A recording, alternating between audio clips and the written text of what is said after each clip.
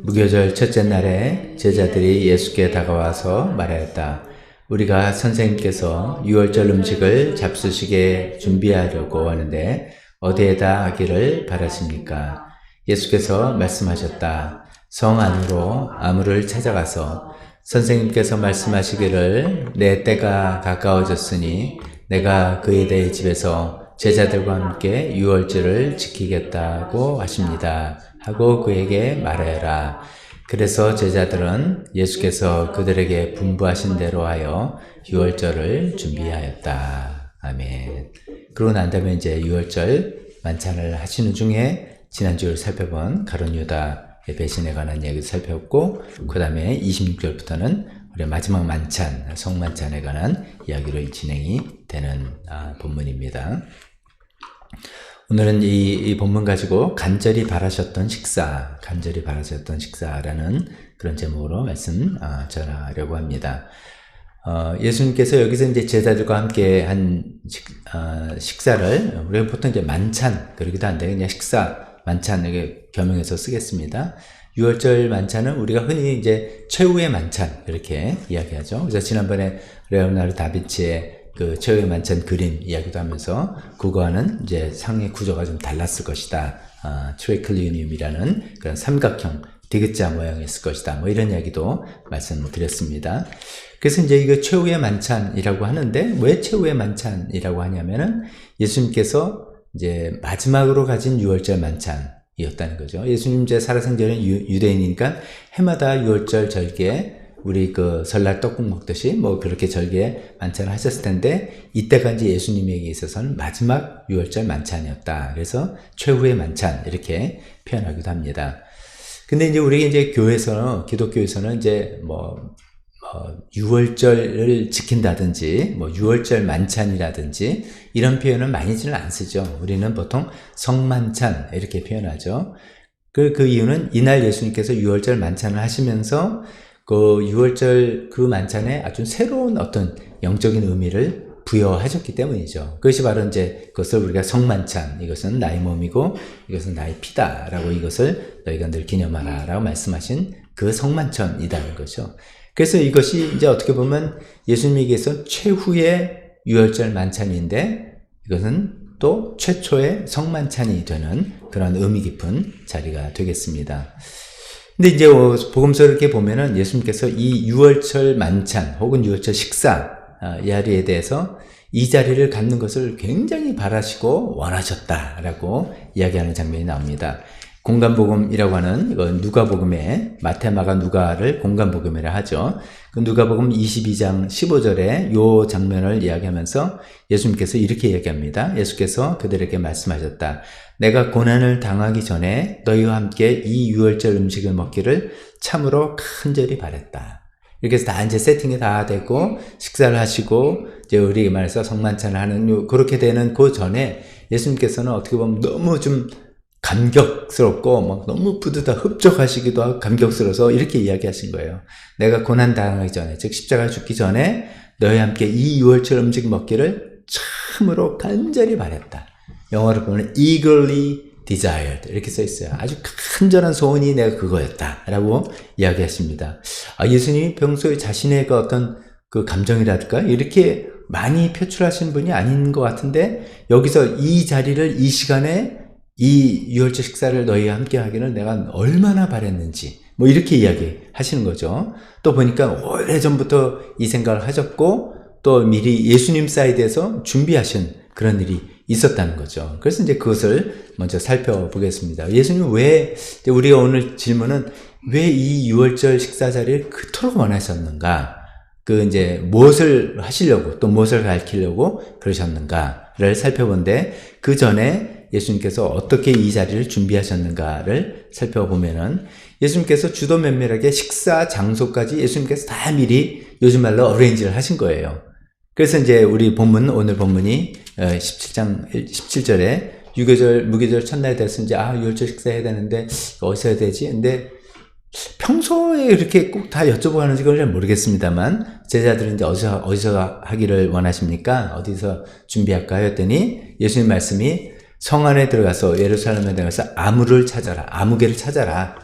내가 다 미리 준비해놨다 이 얘기죠. 아무리 찾아서 우리 주님께서 말씀하신 장소 빌려달라 그러면 거기요.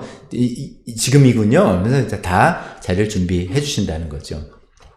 이제 여기는 아무라고 표현된 아무가 나중에 이제 마가 요한이라는 것을 우리가 알게 되죠. 그래서 이 유월절 만찬을 하고 성만찬을 했던 이곳을 흔히 우리가 마가의 다락방 이렇게 부르잖아요. 거기 나중에 제자들이 모여서 성령 강림이 일어났던 그곳인데, 마가의 다락방이 마가는 마가복음을 기록한 마가가 아니라 나중에 사도 바울을 따라갔던 요한 마가 그런 사람이라고 우리가 생각하고 있습니다.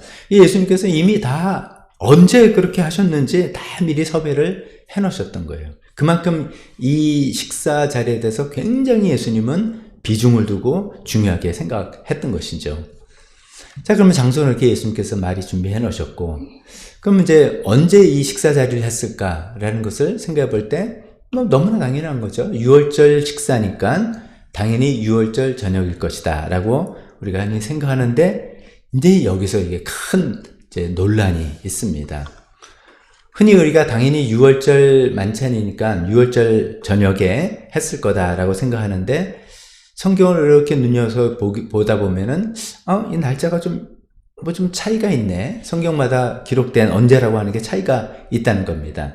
공관복음, 마태, 마가, 누가 공관복음에는 오늘 우리가 17절을 읽은 것처럼 무교절 첫째 날이라고 되어 있습니다. 그러니까 무교절이 시작한 첫째 날이란 뜻이죠. 그런데 요한복음에 13장서부터 쭉 그 마지막 자리한 이야기가 나오는데 13장 1절에서부터 보면 이것은 유월절 전이다 이렇게 이야기하고 있어요. 그럼 이게 이게 어떻게 된 거지? 우리가 이제 구약 성경을 통해서 우리는 어떻게 이해를 하냐면, 오늘 요거 좀 복잡한 내용 그냥 듣고 잊어버려도 됩니다만 결론만 기억하십시오. 근데 어떤 게 논란이 된다는 것을 좀 생각해 보시길 바랍니다. 우리가 구약을 읽어보면 유월절은 유대인의 니산월이라고 합니다. 우리식으로 하면 정월이에요. 정월 14일, 니산월 14일에 유월절을 지켜라. 유월절이다. 라고 했고, 그 다음날부터 무교절, 혹은 발효되지 않은 빵을 먹는 일주일 기간을 지나는 무교절 기간이 15일부터 시작된다. 이렇게 이제 우리가 구약 성경을 보면 출애굽기에 잘 나와 있단 말이죠. 그래서 이제 그렇게 생각해 보면은, 공관복음의 마태복음 보니까 이 식사 자리가 무교절 첫날이에요. 그러면 14일이 아니라 15일이 되는 거고, 요한복음에 의하면 유월절 전이래요. 그러면 14일보다 근데 먼저 유대인의 날짜는 이제 해질 때부터 가니까 좀 복잡합니다. 우리랑 너무 이 개념이 복잡합니다만, 적어도 이 공관복음하고 요한복음에는 날짜가 안 맞는다는 거죠. 똑같은 어떤 날이다. 이게 안 맞는다는 거죠. 그래서 여러분 제가 이제 가끔 그런 말씀 하잖아요. 성경은 우리가 누구나 읽고 이해하고 하나님 믿을 수 있게 기록된 글인데, 또 성경을 해서 조금 관심 있고 조금 더 자세히 보다 보면 굉장히 헷갈립니다. 굉장히 어렵습니다. 이게 시대적으로 문화적으로 너무 차이가 나서. 그래서 성경을 조금 관심 있게 보려고 하다 보면은 더 좀 어쩌면 이상하고 상충되는 문제가 많이 있고, 거기서 더 깊게 들어가야지 이해가 된다는데, 이 중간에 걸림돌처럼 복잡하게 될 이슈 중에 하나가 이거예요. 예수님께서 유월절 만찬을 언제 하셨냐? 거기서 연결돼서 예수님은 언제 돌아가셨냐? 우리는 다 철석같이 어떻게 알고 있는데, 그거를 이런 구절 가지고 따지고 들고 하면은 진짜 그렇네 이렇게 되기가 너무나 쉬운 이 내용입니다. 저도 이제 이것을 이제 한번 준비한다고 생각해서 한 2주 동안 이거 자료를 얼마나 많이 봤는지 몰라요. 그래서 이제 나름대로 이해는 됐는데 그거를 설명드릴 자신이 없습니다. 그런 거 있잖아요. 이해는 했지만 말을 해야지 설명이 완전히 되는 건데, 제가 완전히 이해를 못했다는 뜻인 것 같아요. 이거를 설명드릴 자신도 없고, 또 한편으로는 그걸 이렇게 복잡하게 설명해서 알 필요가 있나라는 생각이. 제가 이제 진짜 오늘 작정하고 도표 들고 와서 막 이렇게 하려면 하겠죠. 근데 한편으로 뭐하러 그렇게 하지? 이런 생각이 드는데, 논점은 이거예요. 그냥 이런 것이 날짜에 논란이 있구나. 근데 왜 논란이 있다고 하는지 그 정도 아셔서 여러분이 다른 질문을 듣거나 여기 성경 읽다가 궁금증이 생겼을 때 그때 논란이 있다고 하는 그런 거구나. 근데 이건 이렇게 넘어가면 되는 거야. 이렇게만 알게 되셨으면 좋겠다는 생각입니다. 어떻게 이제 이해하시면 좋겠냐면요. 어쩌면 이제 예수님 시대의 그 날짜 계산이 우리는 생각에 같은 성경에 있으니까 구약 성경이나 신약 성경이나 같은 책 안에 있잖아요. 그러니까 똑같다 생각을 자꾸만 합니다. 근데 생각해보면 모세는 예수님으로부터 1500년 전에 활동했던 사람이에요. 우리로부터는 3500년. 그냥 굉장히 옛날 다른 시대에 예수님과 1500년 시대 지나면서 문화적으로도 여러 가지 바뀌어서 그러니까 날짜와 여러 가지 생각하는 것이 구약 성경에 써있는 그대로 했다라고 생각하는 건 상당한 무리입니다. 그게 이제 그런 게 아까 제가 말씀드린 것처럼 구약 성경에 하면 6월절은 니산월 14일, 무교절은 그 다음날인 니산월 15일부터 일주일. 아니 뭐 율법은 철두철미하게 지켜 이렇게 생각하는데 아닌 거예요. 마가복음 이제 14장 마태복음과 똑같이 기록된 데는 뭐라고 되냐면 무교절 첫째 날에 곧 6월절 양을 잡는 날에 이렇게 써 있어요. 무교절 첫째 날이라는 것은 15일. 이거 뭐 따라오실지 모르겠어요. 15일인데 그날이 밭 6월절 양을 잡는 날이라는 거예요. 그러면 그게 뭐냐면 6월절 준비하기 위해서 양은 그 전 시간에 6월절 낮에 잡는 거거든요. 그러니까 이게 뭐 구약의 말씀하고 좀 말이 안 되네 이렇게 생각이 들고요. 누가복음 22장 1절에는 뭐라고 되냐면 6월절이라고 하는 무교절이 다가왔다. 아니 우리는 엄격하게 구분되는 거라고 생각하고 있는데 그게 그거다는 식으로 이야기하는 거예요. 그래서 생각해보면 구약에는 분명히 6월절은 14일, 무교절 15일부터 일주일 이렇게 써있지만 아마 예수님 당시에는 아마 이 용어 자체가 그냥 무교절 기간을 그냥 무교절이라거나 아니면 6월절 하면서 6월절 기간하는 굉장히 좀 자유롭게 기록하고 사용했구나라는 것을 엿볼 수가 있습니다. 그래서 이게 그냥 날짜에 그렇게 막 이렇게 따지는 것이 우리의 생각대로 이렇게 꼼꼼하게 맞아 떨어지기는 쉽지 않다. 이렇게 생각하는 게 좋겠습니다. 제가 이것을 이제 연구도 했다 그랬잖아요. 각종 해설이 있습니다. 이제 예를 들면 어떤 해설이 있냐면 이런 거예요. 유대인들은 우리는 아침부터 이제 밤 지나면 아침부터 하루 이렇게 됐는데 잘 아시다시피 유대인들은 저녁 해질 때부터 그 다음 해질 때까지 하루라 하니까 이게 며칠을 날짜를 우리식으로 이해할 때 벌써 혼란이 일단 오니까 그게 뭐 이래서 이렇다 이런 설명이 있고 또 어떤 설명은 유대인들은 그렇게 살았지 몰랐지만 로마의 태양력은 또 달랐다. 그래서 이 복음서 기자들이 이제 그런 것까지 이렇게 사용하느라고 뭐 이게 좀 이해가 다르다. 뭐 이런 설명도 있고요. 심지어는 그 당시 유대 지방의 북부 갈릴리 지방 사람들과 남부 유대 사람들의 달력이 다르다. 뭐 이런 설명까지도 있습니다. 그러니까 뭐가 맞는지 잘 모르겠고 그래서 이제 이런 논란이 있는데 크게 거기에 신경 쓰지 말자 이렇게 생각을 하시기 바랍니다. 그래서 결론적으로는 이래요. 결론은 예수님께서 우리가 일반적으로 생각하는 6월절 그 당일날 식사하신 게 아닙니다. 6월절 그 당일 식사한 게 아니라 그 하루 전날에 식사하셨다라고 여러 성경을 통해서 생각해 볼 수 있습니다. 6월절 하루 전에 어떻게 보면 6월절 하루 전에 식사했는데 6월절 식사라고 할 수 있는가? 아마 이제 우리식으로 이해한다면 크리스마스 중요하지만 크리스마스 이브에서 그날 식사하는 그런 것처럼 이게 축제 기간이니까 그 기간에 늘 이렇게 식사 모임을 했다라고 했기 때문에 그래서 제자들도 주님 그 다음날 6월절 저녁 식사해야 되는 거 아닙니까? 문제 제기하지 않고 이날 합니까? 오케이 합시다 라고 아무도 이상하게 생각하지 않았다라는 그런 것입니다.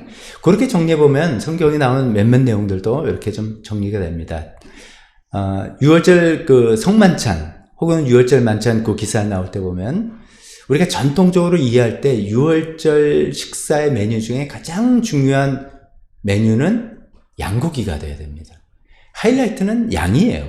어린 양을 잡아서 그 피를 문설주에 바르고 그 양을 구워서 남김없이 먹는 게 가장 중요한 식사 내용이에요. 그 다음에 거기에 무교병도 있고 순나물도 곁들여서 먹는 거고 하이라이트는 양고기예요. 근데 예수님의 6월절 만찬 이 자리에 양고기에 대한 언급이 없어요. 물론 양고기 드셨는데도 안 했다 이렇게 말할 수도 있지만 그게 설득 좀 이해가 납득이 좀 안 가는 것이죠. 그 다음에 이제 제가 이제 그 유월절 당일이 아니라 그 전날 이 식사의 모임이 있었다 이야기를 드리는 중입니다. 특히나 요한복음에 보면은 우리가 요한복음에 근거한 영화 같은 것도 보셨을 겁니다. 그걸 보면 이제 예수님이 이제 우리가 이렇게 알죠. 식사를 하시고 겟세마네 동산을 가셔서 기도하시다가 체포당하시고 그 다음에 대제사장 집에 끌려가서 막 신문당하시고 그 다음에 동이트자 빌라도에게 끌고 가서 빌라도의 법정에서 심판받으시고 그 다음에 십자가에 끌려가셨단 말이죠. 그러니까 그게 한 24시간 내에 이루어진 일입니다. 다시 말씀하면 식사하시고 겟세마네 동산 가시고 체포당한 다음에 대제사장 집에서 심판받으시고 동이트자 빌라도의 법정에 가서 빌라도한테 가서 심판받으시고 거기서 사형원들 받으시고 물론 채찍당하시고 그날 이제 오후에 정오에 십자가 달리셨다. 요 시간이 이렇게 되는데 그 빌라도 법정을 이야기하는 요한복음 18장 28절에 유대 지도자들이 빌라도의 법정에 들어가지 않으려고 하는 거예요. 그러면서 그 이유를 몸을 더럽히지 않고 유월절 음식을 먹기 위하여서 그 관저에 들어가지 않았다. 그러니까 자기네는 들어가지 않고 들이민 거예요. 그래서 빨리 결정해달라. 왜냐면 우리는 아직 유월절 명절이 시작이 안 됐으니까 이방인 집에 들어가면 우리가 부정을 타기 때문에 유월절 지킬 수 없다라고 이제 이야기한다는 그런 이야기죠. 그래서 이제 그런 여러 가지 다른 상황을 맞춰볼 때 이 예수님의 그 유월절 식사는 우리가 흔히 생각하는 것처럼 유월절 당일 저녁 식사가 아니라 그 전날 식사했을 것이다 라고 생각을 하는 것입니다. 그래서 이제 그걸 왜 굳이 따지느냐 의미에 대해서 말씀드리겠습니다. 그 이유가 중요한 이유에 있어서 그렇죠. 자, 그래서 이제 한번 정리해보면 우리가 평소에 이해한 게 다 맞습니다. 우리 평소에 어떻게 이해했냐면 우리 태양력 기준으로 우리는 이제 목, 금, 토 이렇게 알고 있으니까 목요일날 우리가 아는 목요일날 세족식과 성만찬이 있었습니다. 그 다음에 겟세마네 동산을 가셔서 체포당하시고 신문당하셨어요. 그 다음에 금요일날 예수님이 십자가 돌아가셨어요. 그래서 우리가 Good Friday, 맨 금요일날 성금요일이라고 지키지 않습니까? 아마도 그 금요일이 유월절일 것이다 생각하는 거고요. 그 다음에 토요일날은 즉 무교절이 시작하는 날이죠. 무교절 시간 명절 첫날이라서 안식이라고도 부르는 그 토요일날 예수님은 무덤에 계셨죠. 그 다음에 안식일로 첫날, 안식일이자 무교절 첫날이 지난 그 다음날 새벽에 우리로는 일요일날 새벽에 부활하신 거죠. 그래서 금요일날 십자가에 돌아가시고 장사 지내고 그 다음에 토요일 지내고 일요일 새벽에 그러니까 만 3일은 아닌 거고 3일 만에 부활하신 그렇게 되는 것이죠. 그래서 우리가 전통적으로 이해하는 것은 틀리지 않은데 단 우리가 여기서 이제 이번 이참에 생각할 것은 이 식사 자리가 유월절 당일 저녁은 아니겠구나. 유월절 전날 저녁에 가진 거겠구나. 이렇게 이해하시면 되겠습니다. 자, 그러면 이제 첫 번째 이야기인 것처럼 왜 예수님은 이때 식사를 하려고 하셨을까? 인 것이죠. 그거는 이제 몇 가지 있는데 제일 중요한 것은 예수님은 자신의 신분, 자신의 정체성이 뭐라고 하냐면 유월절 어린 양으로 오신 분이에요. 유월절 어린 양으로 희생을 당하셔서 그 피로 온 인류를 구원하게 오셨기 때문에 유월절 이제 명절 유대인들의 명절에서 유월절 어린 양을 잡는 그 시각에 십자가에 돌아가시는 것이 하나님의 섭리고 예수님도 그걸 알고 있어서 그때를 그렇게 맞추려고 애를 쓰셨던 겁니다. 나중에도 우리가 포인트 또 생각하겠지만 예수님은 항상 그때를 그 타이밍이죠. 우리 보면 그 타이밍을 굉장히 염두에 두셨다는 거죠. 그 타이밍이라는 게 그냥 십자가 죽는 어떤 사건이 아니라 그게 언제 어디에서 죽어야 되는지까지 하나님의 뜻의 섭리에 딱 맞춰서 그걸 이루시려고 굉장히 신경 쓰는 애를 쓰셨던 거예요. 그런 예수님의 입장에서는 유월절 저녁의 만찬에서는 안 되는 겁니다. 왜냐하면 유월절 저녁은 이미 유월절 어린 양을 잡고 난 다음이거든요. 근데 그 유월절 어린 양을 잡는 그 시각에 십자가에서 돌아가실 때 예수님이 바로 유월절 어린 양으로 돌아가셨다라는 의미가 딱 맞아떨어지기 때문에 예수님께서는 그 식사를 하루 전에 땡겨서 유월절 전날에 저녁에 하셨다는 것입니다. 그런 관점으로 쓰는 것이 요한복음입니다. 요한복음은 시점을 잘 이해하고 계속 이렇게 썼던 것입니다. 고린도전서 5장 7절에 이렇게 사도 바울도 이렇게 표현하죠. 우리들의 유월절 양이신 그리스도께서 희생되셨습니다. 그래서 예수님의 그 십자가 희생을 유월절 어린 양의 희생이다라는 그 신학적인 의미를 완전히 살리시는 것이죠. 그렇기 때문에 예수님은 유월절 전날에 식사하기를 그렇게 간절히 원하셨던 것이죠. 예수님이 그날 이제 유월절 식사에 대해서 그렇게 간절히 원했던 건 첫 번째, 유월절 전날에 식사해서 자신의 죽음은 유월절 어린 양의 죽음과 동일시되는 것을 잘 알려주기 위해서 그랬다. 첫 번째 말씀드렸다면, 두 번째는 비슷한 이유, 거기서 연결되는 이유로, 그렇기 때문에 유월절 식사, 유월절 만찬은 더 이상 의미가 없는 거다라는 것을 알려주시려는 거예요. 유월절이라는 게 그런 거잖아요. 어린 양 피를 잡아서 문설주에 바르면 죽음의 천사가 유월 건너서 그 집은 죽음을 당하지 않고 구원을 받는다는 것을 감사하며 지키는 거잖아요. 근데 그 유월절은 예수님 오심을 통해서 기점을 보면 옛 언약의 절기라는 것입니다. 옛 언약의 절기. 예수님은 지금 새 언약의 시대를 내가 연다라는 것을 보여주시는 거죠. 그래서 더 이상 어린 양의 피를 바르름으로써 하나님께 구원을 받고 하는 시대가 아니라, 그것을 감사하는 시대가 아니라 십자가에 걸린 나의 피를 믿음으로써 하나님과 관계를 맺는 새 언약의 시대가 시작되었다. 이 이야기를 예수님이 알려주시려는 거예요. 이 이야기를 만약에 예수님이 알려주지 않았다면 어떻게 됐을까요? 만약에 이야기를 이제 알려주지 않고 그냥 전통적으로 유월절 만찬을 하시고 이렇게 돌아갔다면 여전히 똑같이 유월절 만찬을 아마 우리도 지켜야 될지도 모릅니다. 아마 지금의 현대 유대인들이 그렇겠죠. 유대인들은 예수님이 메시아라고 인정하지 않기 때문에 전통적인 유월절을 지킵니다. 지금도 이제 동영상이나 이런 거 자료들 많이 나오죠. 요즘 현재 이스라엘 사람들이 유월절을 지킨 법 하면 자세하게 나옵니다. 그분들은 옛 언약의 그 방식을 계속해서 고수하고 있고 앞으로 오실 메시아를 기다리는 입장에서 그 행동을 하고 있습니다. 근데 예수님이 여기서 유월절은 끝났다.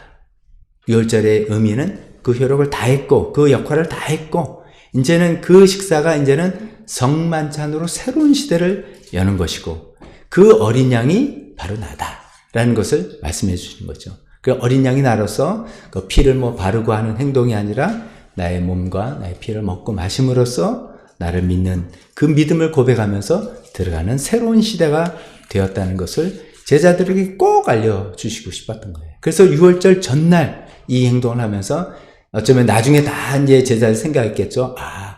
유월절 그 시각, 양 잡는 그 시각에 십자가에서 돌아가신 예수님이 그것을 다 이루셨구나. 그래서 그 전날 우리에게 이것을 알려주셨구나. 그러기 위해서 그토록 이 전날에 유월절 식사를 하기를 바라셨구나라는 것을 이해하게 됐을 거라고 생각합니다.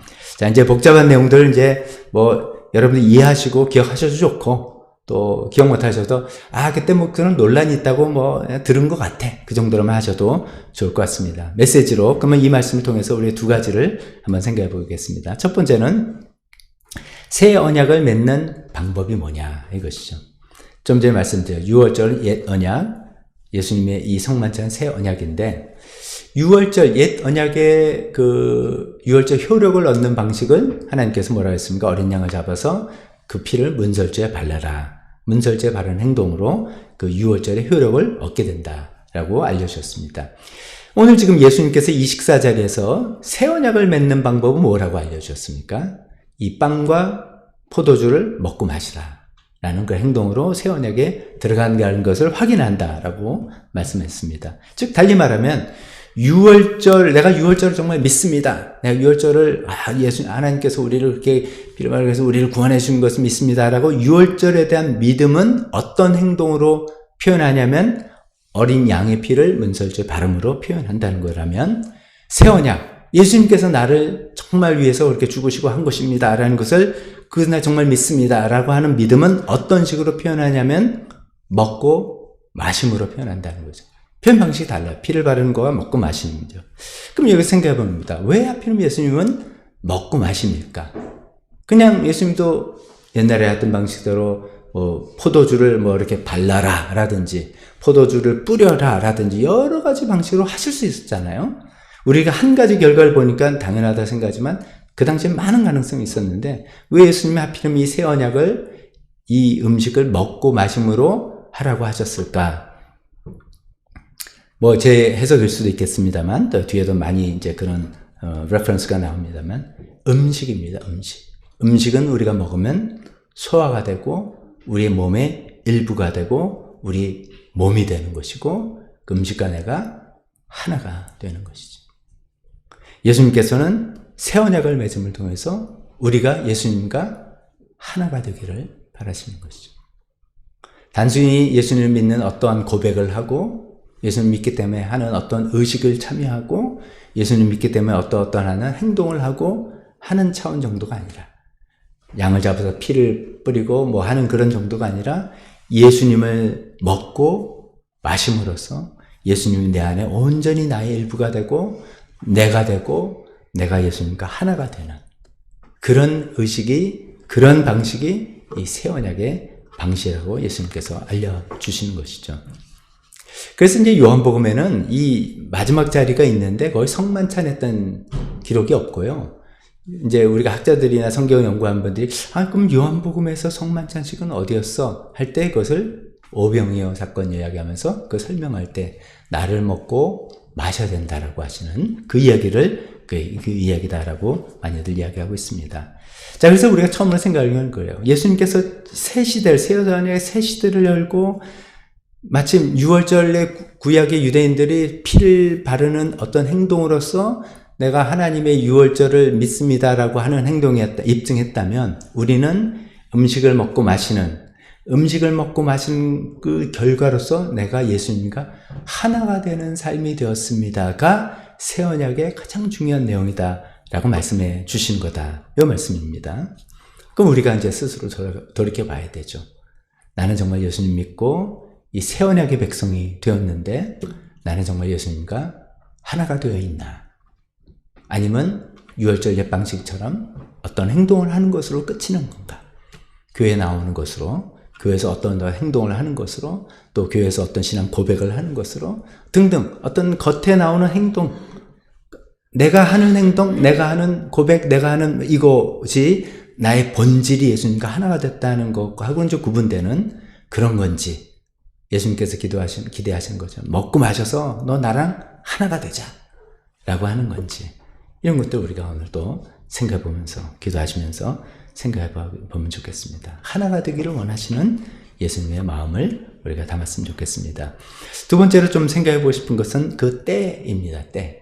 예수님은 하나님의 때를 위한 삶을 사신 분이다. 오늘도 계속해서 제가 아까도 말씀드린 것처럼 예수님은 그 때, 결국 예수님에게 때는 십자가에 돌아가시는, 뭐 때라기보다 예수님께서 그렇게 바랬던 어떤 사건은 십자가에서 돌아가시는 사건인데 그게 하나님의 바라시는 그 때에, 그 타이밍에 돌아가시려고 예수님 전생애가 그렇게 애를 쓰는 것을 우리가 볼 수 있었습니다. 동생들이 명절 때 뭐 왜 안 가십니까? 뭐 자기를 드러내려면서 왜 그러십니까? 할 때 너희 때는 항상 준비되어 있지만 너희 때는 네가 원하는 대로 너희가 판단해서 여기 유리하지? 그럼 하고 여기 불리하면 안 하고 너희가 다 정하지만 나의 때는 그렇지 않다. 나는 하나님의 때를 바란다는 식의 말씀을 하시는 것부터 예수님은 계속해서 하나님의 때 타임, 하나님께서 나에게 주신 소명을 이루는 그 타이밍, 그거를 염두에 두신 그분 아닙니까? 그래서 돌아가신 그 타이밍조차도 유월절 어린 양을 잡는 그 타이밍에 그때 돌아가시려고. 그래서 그 타이밍을 맞춰서 예루살렘 성이 들어가시고 식사 장소도 정하시고 식사 모임도 그 날짜를 정하시고 하셨던 그 예수님을 우리가 보게 됩니다. 그래서 이제 또 우리에게 두 번째 질문 던져야 되겠죠. 자, 나에게 있어서 하나님의 때는 무엇이고 언제인가? 나는 어쩌면 예수님처럼 사명이겠죠. 이루시는 사명이자 소명인데 그럼 나는 하나님께서 나에게 바라시고 내가 원하시고 내게 맡겨주신 일은 무엇이며 그것을 이루는 때는 언제인가? 그게 아마 각자 다 있을 겁니다. 뭐 하나를 이루시고 그 다음에 또 다른 것이 나오고 뭐 이렇게 연속될 수도 있습니다. 언제까지는 뭐 요거였다 해서 여기서 그것을 딱 그 타이밍에 이루었다면 그 다음에 또 다른 것들 지금 당장 한두 개, 하나만이 아니라 여러 개 있을 수도 있습니다만은 포인트는 나는 하나님께서 나에게 하라고 맡겨주신 일은 뭔가? 라고 나는 알고 있으며, 그러면 그것을 이룰 타이밍이 내가 언제라고 생각하며 정말 그것을 향해서 내가 살아가고 있나? 예수님께서는 그걸 향해서 일관되게 쭉 사셨어요. 그렇기 때문에 수많은 사람들이 배신을 하든 배척을 하든 뭐 어떻게 하든 흔들리지 아니하시고 그 타이밍을 향해서 살아가셨던 모습을 보게 된다면, 만약에 우리도 하나님께서 나에게 맡기신 일이 이거다, 이것을 이루는 타이밍은 언제다 라는 것을 안다면 우리도 일관되게 흔들리지 않고 인내하며 살아갈 수 있지 않을까 생각합니다. 또 그런 삶을 우리 각자 다 우리가 다르겠지만 그 타이밍을 무엇이라고 생각하고 언제다고 생각해서 그것을 향해서 살아나가는 우리가 되었으면 좋겠습니다. 기도하겠습니다.